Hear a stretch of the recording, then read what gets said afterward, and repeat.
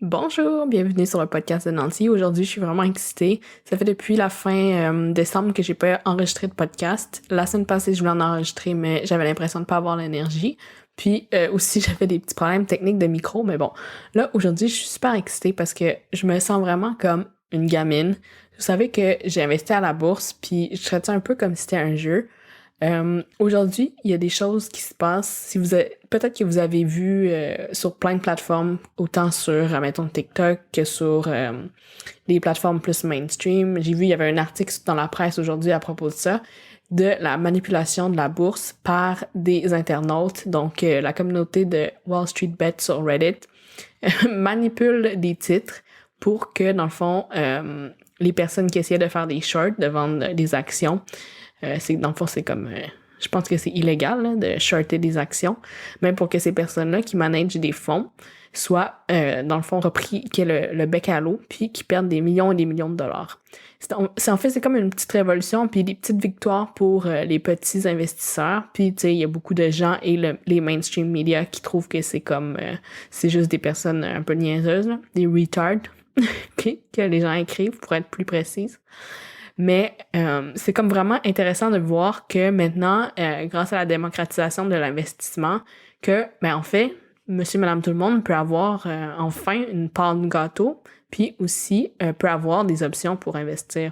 Là, je dis pas que c'est vraiment une bonne tactique, puis que j'encourage ça. Honnêtement, je m'y connais pas encore assez dans le domaine pour savoir s'il va y avoir des répercussions, si ça va continuer, si ça va être vraiment une révolution, mais tout ça pour dire que c'est vraiment excitant de voir des changements. Puis, une chose que les personnes qui sont en train de mettre ce mouvement de l'avant-là, je dirais, ce qu'ils disent, c'est qu'en 2008, quand il y a eu la crise économique, les gens qui ont le plus perdu d'argent, qui ont perdu leur maison, qui ont perdu leur retraite, c'était les petits épargnants puis les petits investisseurs. Tandis que là, maintenant, vu que les gens sont capables de faire eux-mêmes leurs investissements sur des applications comme aux États-Unis Robinhood, ici Wealthsimple, puis Questrade que je parle souvent, c'est là qu'il y a vraiment une différence, puis que même si c'est à plus petite échelle, puis si on fait des petits investissements, mais ça reste que c'est nous qui avons le contrôle là-dessus.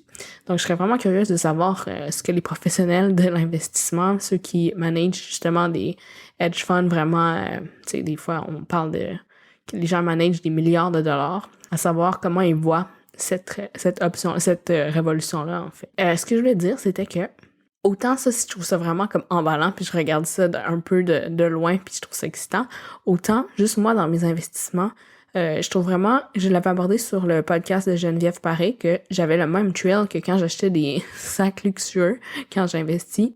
Là, en ce moment, toutes mes positions sont dans le rouge. Ça me dérange pas vraiment parce que ça fluctue vraiment beaucoup.